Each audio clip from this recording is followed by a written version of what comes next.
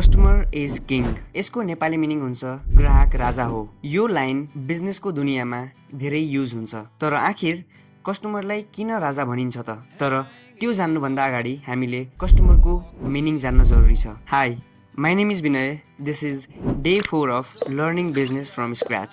Customer भनेको त्यो व्यक्ति हो जसले तपाईको प्रोडक्ट वा सर्भिस युज गर्नलाई पैसा पे गर्छ। बिना कस्टमर संसारको कुनै पनि बिजनेस या आइडिया केही कामको हुँदैन। इमेजिन गर्नुहोस्, तपाईले एउटा 5 स्टार होटल खोल्नुभयो, वर्ल्ड क्लास सेफहरू हायर गर्नुभयो, तपाई बेस्ट खाना प्रोभाइड गर्नुहुन्छ, तर तपाईको होटलमा एक कस्टमर पनि आएनन् भने इभेन्चुअली तपाईको बिजनेस त्यही सकिन्छ। कस्टमर बिना तपाईले जति राम्रो प्रोडक्ट वा सर्भिस दिँदा पनि तपाईको बिजनेस चल्नै सक्दैन। यदि तपाई बिजनेस गर्नुहुन्छ या गर्न चाहनुहुन्छ भने तपाईको फर्स्ट प्रायोरिटी कस्टमर हुनुपर्छ, किनकि कस्टमर छैन भने तपाईको बिजनेस पनि छैन।